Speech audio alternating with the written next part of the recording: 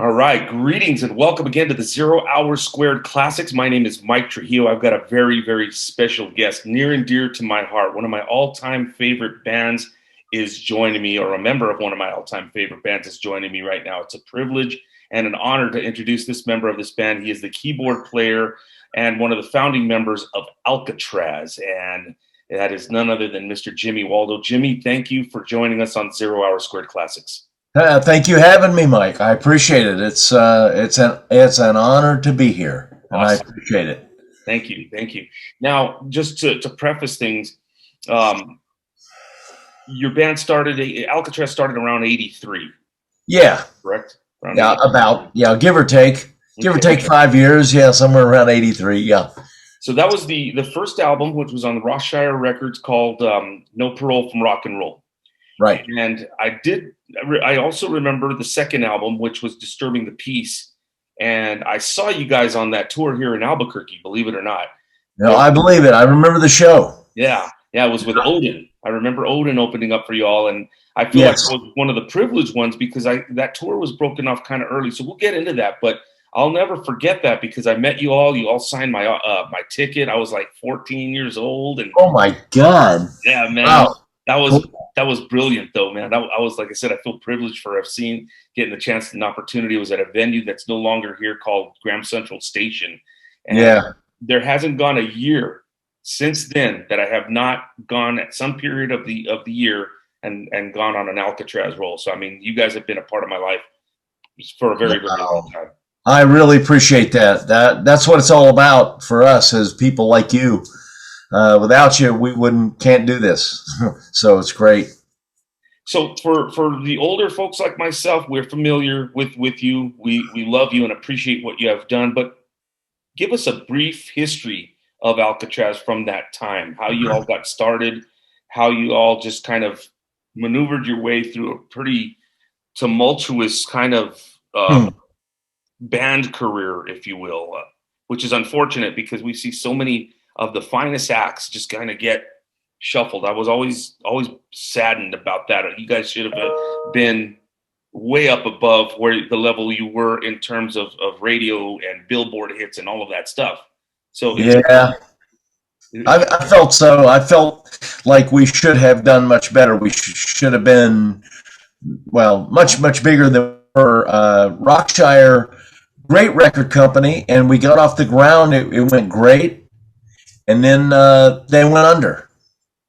The whole operation at Rockshire was illegal, basically. Rocky Davis and Shirley Davis, who started the label, were doing it sort of illegally. They got the money illegally to do the label. So the label had a lot of money, and Rocky and Shirley treated us great and loved the band, and we kicked ass for a long time. And then they got caught, and the label went under. So right at when we could have been peaking, doing great, doing even better, and getting even bigger, the rug was pulled out from under us. So then we were very fortunate, though, to get over to Capitol Records. But Yngwie had left the band at that point. So we found Steve Vai, got on Capitol Records, and Capitol just didn't really support the band. They liked the band, but because we were not heavy and we were not a pop band, they didn't know what to do with us. And they needed hits. Back in those days, it was all about radio and getting a hit, getting a song on the radio. And we didn't have a song that would get on the radio. So I, being sort of the leader of the band, I had a lot of meetings with our A&R guy at Capitol and the vice president of Capitol, Don Grierson at the time. And he said he really liked the band, but we need hits. The songs that we did on that second record, he thought, good material, but he goes, nothing that's going to get on the radio. And he was right. It didn't. We made a video, God blessed video, but it didn't do anything. Nobody would, it got a little airplay, not much. And we got no radio airplay. So the album was in the cutout bins, like almost immediately. I say cutout bins in those days, you know what I'm talking about. So we needed songs, and I tried to work with Capitol myself, and I wanted to do some outside material. Capitol brought the best writers in the business, hit writers that were writing heavy rock hits, and I knew some of these people. And it was an easy thing to do. They were bringing songs and we could do it. Graham didn't want to do any of that material and told Capitol that. And so once that happened, that was it. Capitol said, okay, you guys, Graham's not into it, then we're done. So that really killed us on Capitol. And then by the time they had committed already for a third record, and we did that record, but it was done by then. It was very difficult to do that record. We were doing some outside material, and Danny Johnson, the guitar player, was not a shredder and really wasn't the guy to carry on the legacy of what we'd been doing. I wanted to kind of go back to the No Parole direction, and that third record is just not going to happen. We didn't have the guitar player, and Graham had really kind of lost interest by that point and didn't have any real direction. So the band broke up, and then nothing. That was it. So that's basically what happened to during those three records. When you're asked these questions, and I know you're going to get them all over, the course of the next couple of days in these media scrums, as Sure. well as probably in the past for the last album in 2020. Sure. Does it irritate you a little bit to have to relive that kind of that what happened, or are you accepting of how it went down? I'm accepting it because I can't put any time into the negative stuff. I try to stay positive and do like I look at today. Today, I'm rehearsing for a tour. And that's the most important thing I can do right now is be a good keyboard player on this upcoming tour. I can't think about what should have been or what could have been. Either I'm in or I'm out, and I'm in. So if that's the case and I'm committed, which I am, then I just do my job. It's like be a great keyboard player, be a good band member, make sure things happen, organize rehearsals, et cetera, do what I got to do. I try not to dwell on the past. I mean, because it won't do any good. It just does no good at all. I know people that do that have ex-wives or ex-husbands, and they spend so much of their energy stressing about that person, And bands, the same thing. I know people that just can't let go of old bands, or they got fired, or the band broke up, and they just can't let go of that. And it's not worth. It doesn't exist anymore. So hey, move on. That's what I've done. I mean, the beautiful thing though is the legacy by which you have left from that era, because No Parole, Disturbing the Peace. I mean, those two pieces right there, and with all due respect to Dangerous Games, like you said, it was a little bit more of a departure. I don't think people were quite used to not hearing, like you said, the prototypical shredder like Yngwie Malmsteen or Steve Vai. But those albums are timeless. So I'm assuming a lot of people, when they do talk to you about Alcatrazz, they feel the same way as I do, that the fair shot was not quite given to you all, and a lot of people subsequently missed out on hearing what you had. Yes, that's absolutely right. And even though Disturbing the Peace wasn't a commercial success, there weren't radio songs on there by the standards of the day. Capitol didn't, like I said, they didn't feel there were. And there weren't, in all fairness to Capitol, we didn't have the material that was going to get on the radio. And as good as it was, Steve Vai wrote most of that, and it was really, he did a fantastic job. The guy's great. But nonetheless, couldn't get on the radio. So it is a shame. All we would have had to do is a couple of songs by outside writers with Capitol, and they would have been thrilled to death and supported the band. And we could have, the truth was, I talked to some guitar players after Disturbing the Peace. When Steve left, I started immediately talking to people that I knew, guitar players that I knew. I won't mention any names, but some pretty big guys. And they came over to my house and we listened to music and talked. And they weren't interested for one reason or another. So it was extremely difficult trying to find a guy.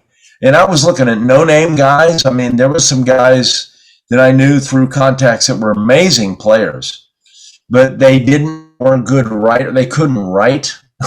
You know, they were just shredders. That's all they could do is sit in their bedroom and shred. And they didn't have a concept of being in a real band and making records and touring, and they never done that. So those guys weren't going to work out. So we just couldn't find a guy.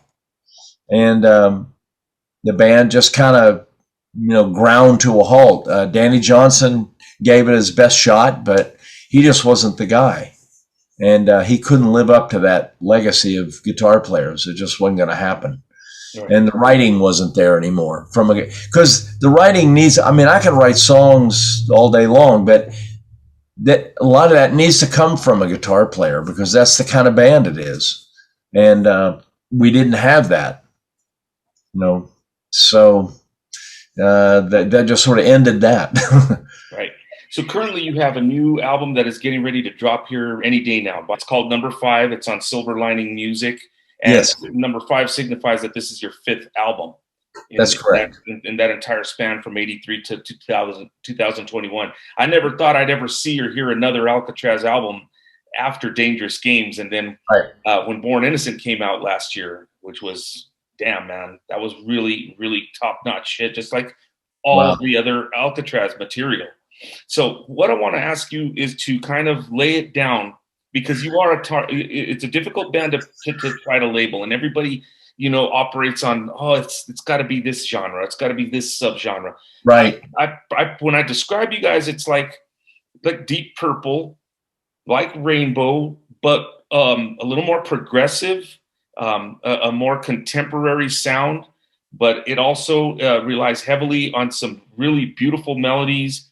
The guitar is prominent. I like your keys and the presence there, because there is a presence. And in the great guys like when you think of Claude Schnell or Don Airey or John Lord or any of those guys, I think you're right up there with them.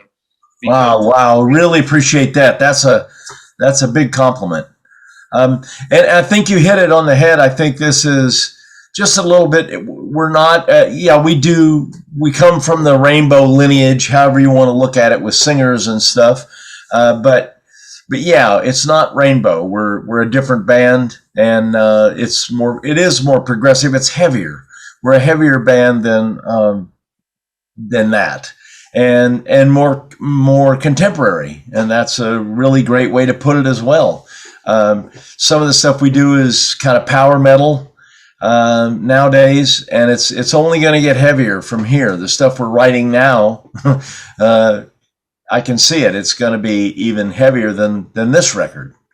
That's the way Doogie thinks, Joe thinks, Gary thinks, and I think. That's the way the whole band thinks. So that's what it's going to be. And that's what this album is. This album's more like, and that's a good one. Contemporary is a really great description. Way more contemporary than just continuing some sort of a Rainbow thing. And I love Rainbow, don't get me wrong, and I love Ritchie Blackmore, but that's not today. That's just not today's music anymore. Right. So when you think of Rainbow or Deep Purple, what I think of, just they kind of set the slate for you guys, kind of like when you see football and everybody copies one style of play, like the West Coast offense. They set that for you, but you guys turned it a whole different notch. And I hadn't really realized how much of an impact you did have or do have on bands like Sabotage or Nevermore or bands like that. But again, real melodic, heavy artists with great guitarists like the late, Chris Oliva, guys like that. And that impact really resonates. And again, that's why I wish, and I'm hoping with these interviews that people are going to latch on. And the kids are very sophisticated these days. You know that. Yes. They latch on to good shit when they hear it. And they absolutely. You underestimate the audience. And you're absolutely right. They listen and they get into the details Right. And a lot of people don't think that matters, you know, and it does. It's big time. That's what it's all about, is really quality work. All the songs have to be really good. The production's got to be really good. The lyrics, the melodies, the playing, everything's got to be really good if you're going to compete out there today. So that's what we try to do. And I love the challenge of a more sophisticated audience listening. You know, years and years and years ago, there was a small group of sophisticated fans, you know, but now it's like it's into this genre of music. They've heard it all. So they're really looking and listening, and that's great. I love it. So let's do a rewind, fast forward kind of thing, if you will, and Sure. indulge me. I know you're going to be asked this a million times about Graham Bonnet, so let's get that out of the way. And so, for people who are not familiar, Graham Bonnet was formerly the lead singer with Rainbow, the Marbles, and then he had your band. He was with you, Alcatrazz, for a period of time. He did stints with the Michael Schenker group. He's done a whole bunch of stuff. So exit Graham Bonnet now from those first 4 albums, and to now Doogie White, who is now your current vocalist, who's, man, that dude is badass too. Oh, So, yeah. so there's a little bit of a schism. I don't know what's going to happen if Graham Bonnet has Graham Bonnet featuring, or Alcatrazz featuring Graham Bonnet, and there's Alcatrazz. How big of a problem was that? And this kind of tells how that whole situation went down with Graham Bonnet. Graham was just frustrated, wanted to get back together with the other people that were in the Graham Bonnet band. When I first joined, it was the Graham Bonnet band, and there were some other members, and Graham wanted to get together with them and start doing that kind of music again. He had always told me he doesn't really like heavy metal, and on the last record, he wrote a song saying he doesn't understand what it is, what we're doing. He wrote songs talking about a negative thing about tattoos, people with tattoos, and this was just not his style of music. So he was not happy doing this kind of music. I'm the other way around. That's all I want to do, and I want it heavier than this. I love Yngwie's guitar playing. I love Joe Stump's guitar playing. So I like good guitar playing, and I like that. Just Graham wasn't happy doing that.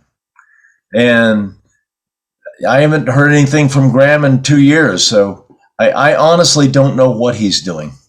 I really don't. I don't keep track of it. I don't do Facebook, so I don't at all. So I don't know what's going on Facebook.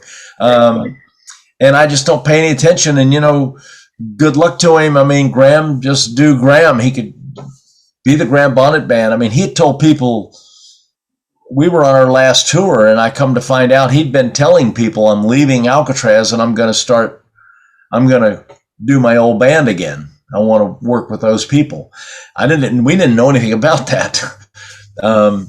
So he obviously had that on his mind, and had told people that, a lot of people. And so that's what he wanted to do, and that's what he did. He left and did that. So I'm the kind of guy that I don't wait around. It's like, okay, he's gone. Let's get somebody else and move on. You know, everybody's replaceable. And the truth was, to be totally honest, we weren't selling tickets. We played all over the world. And we'd play in Spain, for instance, where the band was big. I mean, the band had a great following, played the best clubs in Madrid and Barcelona and stuff. Big clubs, 1,500, 2,000 people. They would have to cut the club in half with a screen because we only drew maybe 200 people. So we never drew more than a couple of hundred people at the most, any place, in England, Greece, Spain, wherever we played. So, you know, I wasn't happy with that. I wanted to do something, and a lot of it had to do with our direction. The band wasn't heavy enough. People want to rock. People want heavier music that are into this kind of stuff. And we were what I call an almost band. you know, like we wanted to play big festivals, and the people at the festivals loved the first album, No Parole from Rock and Roll, but they heard what we're doing currently, playing live currently. They had seen the band, and they just said, well, you guys, it's not heavy enough. You're still playing pop songs. You know, you got a couple of heavy songs here and then pop songs.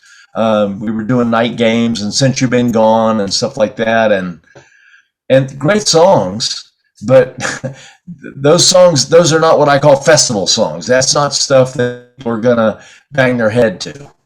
And that's the audience, that's our audience.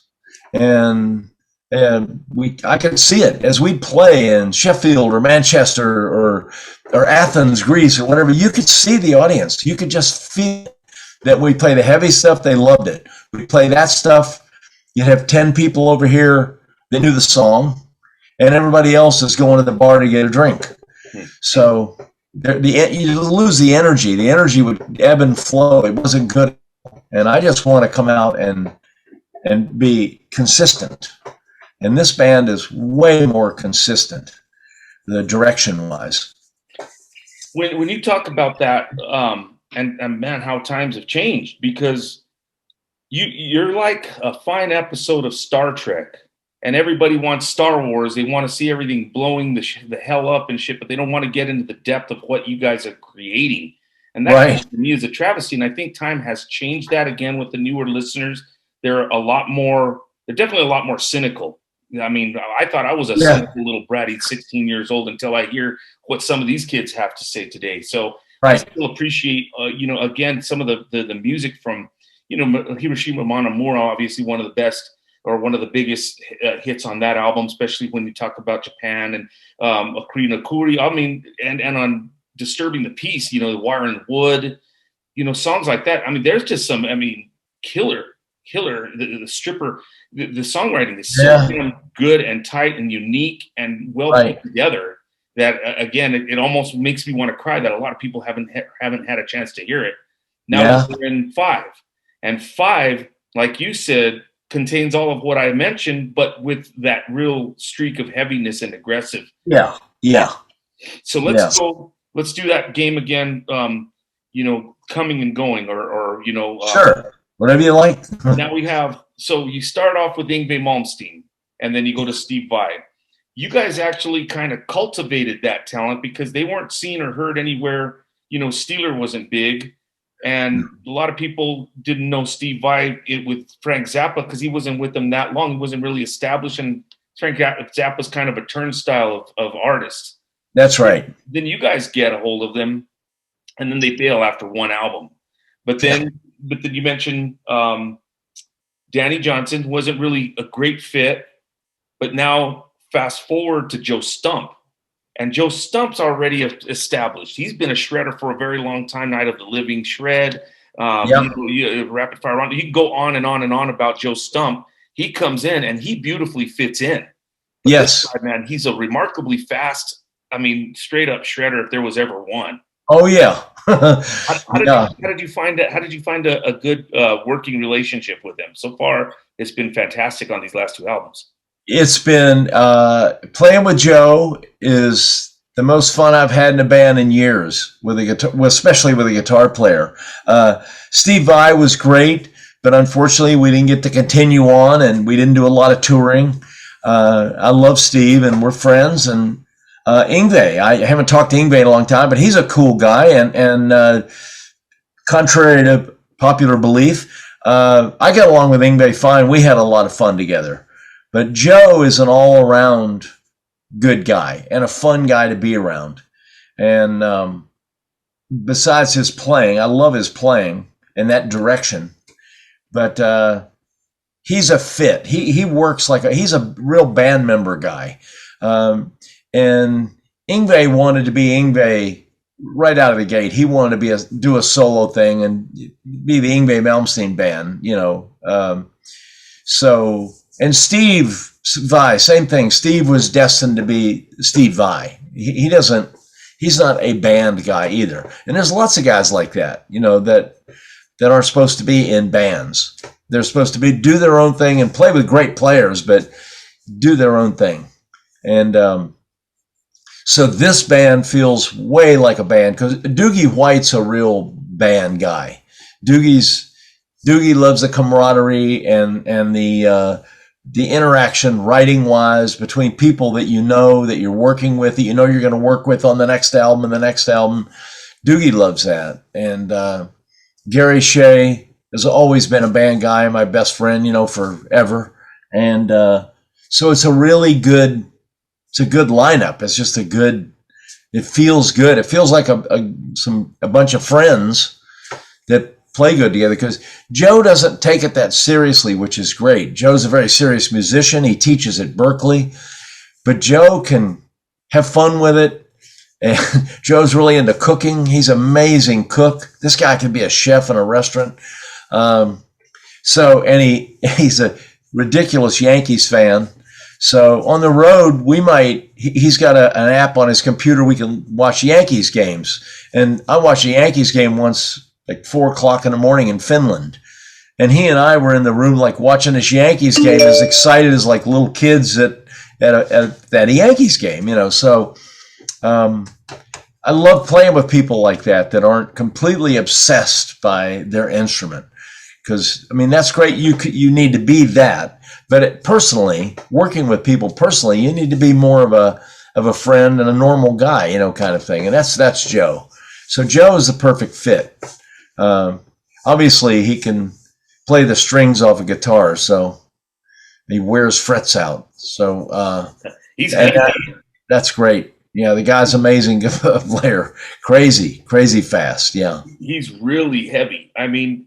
Each one of those guitarists have their respective talents, obviously, and above and beyond most guitarists in the entire known planet.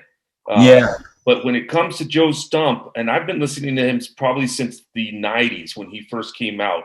Wow. I can't remember what label. Might have been Leviathan or one of those, like with the Chastain or some of those guys. But I've got several. I got some of his albums still on cassette. That's how far back I've been listening to him. Wow. So when I heard he joined you guys, I was like, damn, man, that is a perfect fit, because it's hard to find that fit. But I think you also mentioned Doogie White's fit in the band. He's got a beautiful voice. And again, you can run the gamut from you have that consistency of melody, but you also have some heaviness and some very deep and some dramatic parts. Yes. Talk to us about this new album and how you feel it stands up to some of your previous material.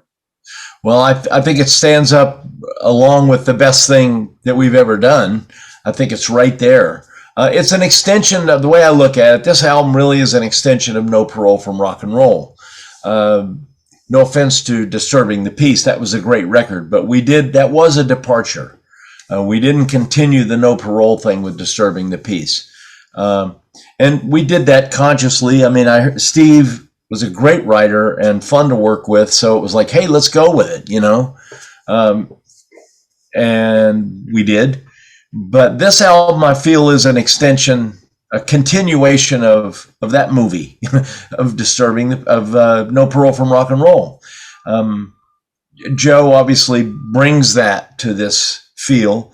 Gary Shea and I lived it and were there. So, and Doogie is more than capable of delivering the goods. So we're all right in the same headspace page. This is the first time the band has been that way. That really, where everybody in the band on the same page and wants to do the same thing, and everybody gets along great, and there's no issues about direction or what songs to do live or anything like that. Our problem is we all like all the material. So when we were putting a set list together for live, it wasn't like, oh, I don't want to do that, I don't want to do this, everybody wanted to do everything. Doogie had his favorites, I had mine, but in the end, what we finally settle on, everybody loves the songs. So, and we're doing God Bless Video. Nice. So, and ironically, we were putting songs together, and that wasn't on the original list we were sending around. And Doogie goes, what about God Bless Video? And I said, huh? And he says, I love that song. Nice. So he loved it. So we're doing it. And which kind of blew my mind. I just didn't think Doogie, I don't know why, I just didn't think he would be into that. So we're doing that one.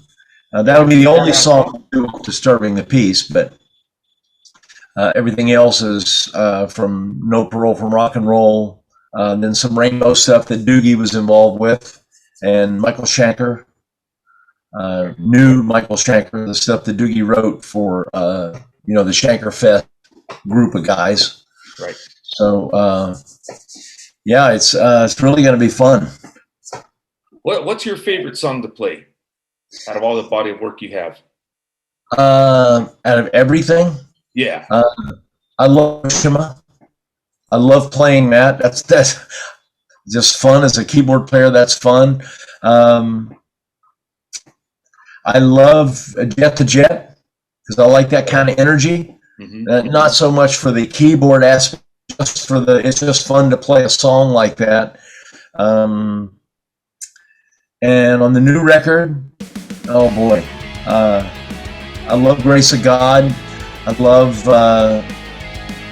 love London 1666. We're playing off the last record. We're going to play that. That's really a lot of fun to play. Joe and I get to do some stuff together on that one. And wow, Guardian Angel I love. I don't play that on this tour or not, but and then those would be my favorite songs as far as playing goes. Yeah, and then the more I think about it, it just keeps going on and on and on. I mean, because I really enjoy playing them all. There's very few songs that we've written and done that I don't like playing. Some more than others, but a little bit more fun than others. But they're all fun to play. I like the more up-tempo stuff, the heavier stuff. That's what I enjoy personally. Like on the album, which we're not playing live, this particular song, but Return to Nevermore. Man, Doogie just killed that one. I mean, vocally and lyrically, wow, it just blew my mind. Alice's Eyes, I love that. I wanted to do, we were hoping we could do that and Return to Nevermore, but it's just, we can only play 20 songs. You know, we got 90 minutes. That's all we can really do. So I would be remiss if I didn't ask how Gary Shea is doing and how everything is going. And I mean, you two are the only or founding original members of Alcatrazz. How's he working in with everything? How's he enjoying this kind of newfound, I'm going to say freedom in a way, because it seems like we're locked in with so many bands just don't get it. Oftentimes there's so many egos and things pulling each other apart. And then once it's gone, it's like looking back and they're like, oh man, we could have had something really going if it hadn't been for so-and-so or this, that, or the other. You're absolutely right. Well put. And Gary's thrilled about being able to be part of this now. And myself as well. I've missed not playing with him. Doing what we do and not have Gary there has been tough. But like you said, there's things beyond my control and things and that's in the past. It is what it is. So it's really great. And Gary's really happy about being here. And, Joe knows Gary's known Gary for a while and they get along great. Loves Gary. So Gary's a great fit. He's a great band guy. He's just that guy that just fits in. He knows what's going on. Great bass player, but he knows what's going on personally and how to fit into it. So, and that's real important. A lot of guys talk about players. Let's get this hot shot guy. Let's get that guy. Let's get this guy. Well, that's all well and good to get hot players, but I'm telling you, personality-wise, if it doesn't work, wasting your time. Absolutely wasting your time. I'll take a guy that maybe is not the best player in town, but that has the potential and wants it really bad, and let's work. I'm not the best keyboard, but I work really hard to rise to the occasion, to the parts that I need to play. So, like I said, I know a lot of guitar players that just aren't that way. they think, well, I've got these chops, so aren't I? And I'd much rather play with a guy Joe, fortunately, is both. Joe's got the chops, but is also a great guy and fun to play with. And that's the kind of people I like working with. Gary's that guy. Gary can own, but Gary's a fun guy to be on the road with. Nice. A couple more quick questions, and I'll let you go. You brought up Doogie White appreciating and loving God Bless video, and man, how could you not? That is a freaking unique ass song. Where is that? I would wait for Night Flight to come on. That was the only place that would play that video. MTV maybe played it once. So I would wait up for Night Flight, and it would come on occasionally. And man, I loved it. Wow. And now that YouTube is out and I can see it on there, man, I can watch it anytime I want and not have to wait for a string of bullshit videos to see. Yeah, exactly. Alcatrazz song. Exactly. Well, that's really cool. It'll be fun to play it. Interesting for me to see the reaction. I'm really looking forward to playing it and seeing what kind of reaction we get. Like we're doing this UK tour, and it's just, I don't know. But I know Doogie's that ability to sell a song. I think Doogie could sing anything and make you believe it. And you would go, wow, that was really great. I love that. He's that kind of guy. And he wouldn't have asked to do that song unless he was going to kill it. So I know he's going to do his absolute best and he'll sing the shit out of it. And it, live, it has a ton of background vocals, ridiculous background vocals, the grand studio in the day. And we'll do a variation of that live. It won't be that. But Doogie will carry it. I know that. He'll sing the hell out of it. It'll be fun. All right. So the brand new album is called 5. It is on Silver Linings Music. You've got a tour that you're getting ready to embark, as you mentioned, in Europe. How extensive is that going to be? And who are you going out with? It's not too many days. It's all the UK. Most of the shows will be with Girls School. Oh man, awesome! Giles manages Girls School, our manager, and they're friends. They're really cool people. So we're going to do most shows of them, and we'll split the headline thing. And it doesn't matter to us because they're good people and they've got a great following over there. So we're happy to be playing with them. It'll be great, and there'll be a lot. The places will be. Because Girls School's a great draw. They draw a lot of people. So I think between the two of us, we'll do really well. And probably play to more people than Alcatrazz has played in front of since No Parole from Rock and Roll. Because when we played in Albuquerque, I think there was about 30 people at that gig or something with Steve. Right. And we played in Phoenix the night before or something at the Mason Jar. Oh, I remember that place too. Yeah. Yeah, and literally 20 people, that tour, as short as it was, there was just nobody. Because the album got no airplay, right. And the video, as you said, got no airplay. So nobody knew who the hell we were, what we were doing, or anything else. Right. And it's funny, it's ironic, but there were people at some of those shows that came up to me. We were walking out to the bus after the show, and they came up in the parking lot, and some kids asked for autographs, and some kids were like, oh man, you guys messed up. You don't have Yngwie anymore. They thought, we got rid of Yngwie. We didn't get rid of Yngwie. Yngwie went off to do his solo thing. Mm-hmm. And they don't understand that. It's like you said a while ago, people don't understand what's on, behind the scenes. And I tried to explain, I said, well, Steve's an amazing player and a great guy, great writer. We have to move on and do what we got to do, and some people just, no Yngwie, no Alcatrazz band. They wouldn't hear of it. It was really kind of funny.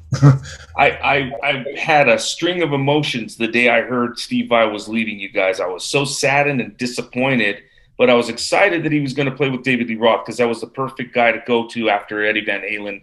Right. After he left. So that was a tough time, Yeah. You guys. how that was. We're going on tour with Steve Vai for Disturbing the Peace record, and our last show in the LA area was Huntington Beach at the Golden Bear Amazing Club. We played that, and then we packed up, and we were getting on the Winnebago to leave for Phoenix to start the tour, and Steve called me aside out in the parking lot before we got on the Winnebago and said, you know, I need to talk to you. I'm leaving the band to join David Lee Roth. And I totally understood. I was bummed out, but I mean, I understood. You don't turn down a gig like that. That's reality. So I said, well, that's great. Good for you. You know, sorry to see you go, but good for you. So, and it was no big deal. It was a big deal, but it wasn't a big deal. I mean, Steve's a good guy. Then we went ahead and played those dates, went to Texas and Arizona and New Mexico and played the rest of those shows, which shows went well. There was no air, you know, so that was a bummer that we didn't draw well. That really was disappointing. But other than that, we had fun playing. It was a good band. I mean, Steve was a good fit, and it worked great. It's just too bad that he didn't stick around. But hey, that's what happens, you know. People got to do what they got to do, and I don't blame Steve for 1 second for doing what he did. Obviously, that was a great career move because that took him to another level. You know, once he did David Lee Roth, it was like, see you later. He's out of here. So that was great, and I was glad to see it. He deserves the success. That was some fantastic times, needless to say, for sure. Yeah. Lastly, what I'll ask you is there, you know, with everything that you've been through, all your travels, all the albums, all the people that you've met and worked with on one-offs, whatever, what kind of advice can you impart on, say, some of the younger viewers that, about being in a band and what it really what it's really all about? Not the money, not the drugs, not the chicks, not any of that, but what really is it all about and how much you appreciate where you are at this point with Five? Yeah, you have to want it so bad that you can't live without it. You have to want it so bad that you cannot sleep at night. And you can't think about the money, you can't think about fame, you forget all of that. Because that's probably not going to happen. None of that is probably going to happen. You have to realize that. And once you're in a band and you've decided to make this your career, then you kick ass and try to make money at it and have fun with it. And some of those things come along with it and some don't.